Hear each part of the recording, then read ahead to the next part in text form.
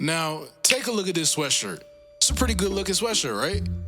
Now, guess how much it costs? I'll give you a second. This sweatshirt is going for almost $3,000.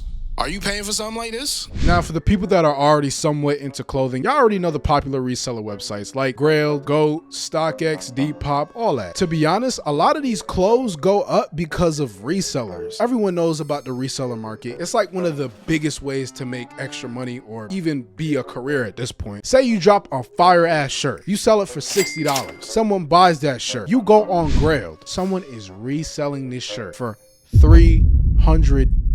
You only made $50 to $60. The person that's reselling it made $300. So you see this, you like, hell yeah, we upping the prices. What the fuck? Someone just made a $300 profit off our shit. Of course we upping the prices. I mean, you could always negotiate prices when it comes down to reselling, but a lot of people don't go for that. And even if they do go for that, you're still gonna be paying well over retail prices. Kind of don't really make sense in a way. The whole reselling game is kind of weird, but a lot of people get played into the reseller market because sometimes there's just a piece of clothing that you really fucking want. It's not out, you can't get it anymore, so you gonna pay that fucking price. You gonna pay that price because you want it. That's how the resellers get you. That's exactly how they get you. Even a lot of older vintage stuff is going for crazy amounts of money, and I'm talking about like a shirt that dropped in like 2005 or 2009 or 2010. Those go for a lot of fucking money, bro. Now, I'm not necessarily saying that you have to spend that type of money. Like, you can always go thrifting, but if you're a picky person when it comes to your style, it's gonna be really fucking hard for you to find good clothes for a good price. Another thing that has something to do with the prices of clothing going up is trends. Trends can be a good or bad thing,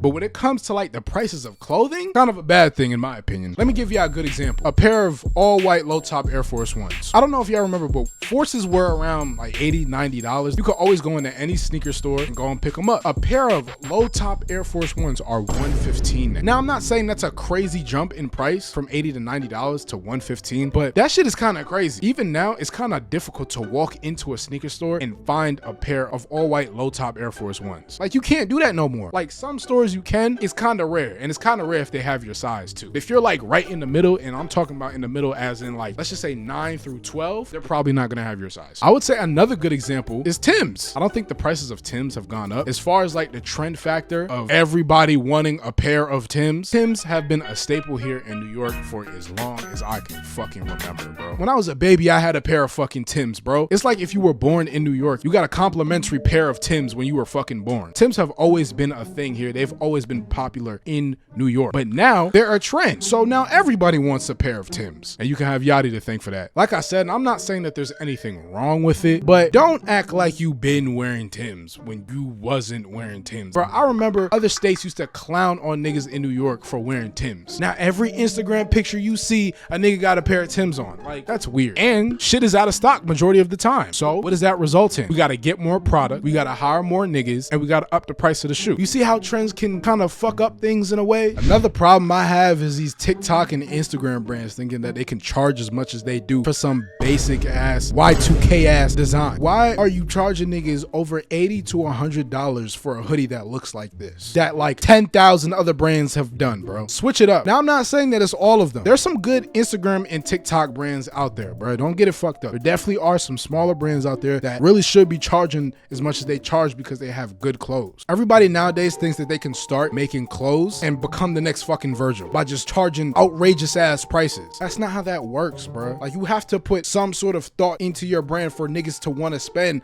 $100 on a t-shirt or $200 on this jacket. Like, you have to put in thought and time. You can't just copy and paste other shit from other brands, because at that point, it's just a cash grab brand. That's all it is. You don't care about putting any thought into it. You don't care about the quality. You don't care about none of that. You want something that's gonna make you rich quick. And guess what? Those are the brands that tend to fall. How about you put some time and effort into your fucking brand? Then maybe we could talk about you charging $100 to $150 on a hoodie. And everyone nowadays thinking that they're so-called into fashion. So these brands think that they can charge the way that they charge because people think being into fashion means buying expensive clothes. That's not what that means, bro. You don't have to go out and buy expensive clothes to be considered a fashion nigga. That's why some people go out thrifting. This is what I think fashion is. Fashion isn't about buying all the expensive shit, buying expensive pieces. I wouldn't necessarily call myself a fashion nigga, and I have some expensive shit in my closet. I'm wearing some expensive shit right now. I wouldn't consider myself a fashion nigga. I just like wearing good clothes. What my definition of fashion is style. The difference between someone who just has on expensive shit and a person that can style. There's a huge difference between the two. Now, the person that's just putting on a bunch of expensive shit, let's just say has on a fucking V-Lone t-shirt with some denim tears jeans, chrome hearts hat, and some fucking big ass boat Balenciagas. That's not fashion. Fashion is a nigga that can take expensive shit and cheap shit and put it together into one to make it look like a good outfit. Not some nigga who just throws on a whole bunch of expensive shit. That's what I think fashion is, because you don't need all the expensive shit, bro. There are a lot of good underground brands that don't charge that much that have some good shit. As far as the expensive clothes go, you don't really need it.